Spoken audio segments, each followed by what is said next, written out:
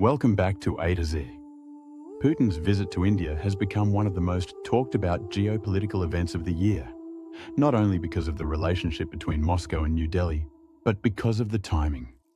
Russia is still deeply involved in the conflict in Ukraine, Western sanctions remain heavy, and global powers are watching every diplomatic step very closely. When India welcomed Vladimir Putin, it signaled something bigger than a routine international meeting. It showed that India intends to maintain an independent foreign policy, even under global pressure. This alone has triggered strong reactions from the United States, Europe, China, and countries across Asia. For the West, especially the US and the European Union, Putin's visit raises serious questions. Washington has repeatedly urged nations to limit engagement with Russia, but India has taken a different path, prioritizing national interests over geopolitical pressure. Western analysts say this meeting demonstrates India's unwillingness to be aligned with any one side of the global power struggle. Instead, New Delhi is positioning itself as a multi-aligned nation, maintaining strategic partnerships with both the US and Russia. This frustrates some Western governments, but also forces them to accept India's growing global influence. For Russia, the visit is extremely important.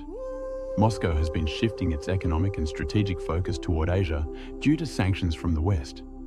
India remains one of its strongest buyers of Russian oil, defense equipment, and technology. Putin's presence in India sends a clear message. Russia still has powerful partners, and it is not isolated. The Kremlin wants to show its people and the world that Russia can build alliances outside the Western sphere. China's reaction is more complex. Beijing closely watches India-Russia relations, especially because Russia has strong partnerships with both China and India, two rivals. If Moscow and New Delhi deepen cooperation, China may feel its influence slightly challenged. At the same time, China would prefer Russia to stay dependent on Beijing rather than diversifying partnerships. So, while China publicly remains neutral, analysts say it is carefully observing how India-Russia ties evolve after this visit. Countries in the global south, Africa, Latin America, Southeast Asia, have largely supported India's independent approach. Many see India as a leader of non-alignment, a nation that refuses to be pulled into superpower rivalries. They view Putin's visit not as a challenge to global order, but as a reminder that nations must focus on their own economic and security priorities rather than choosing sides.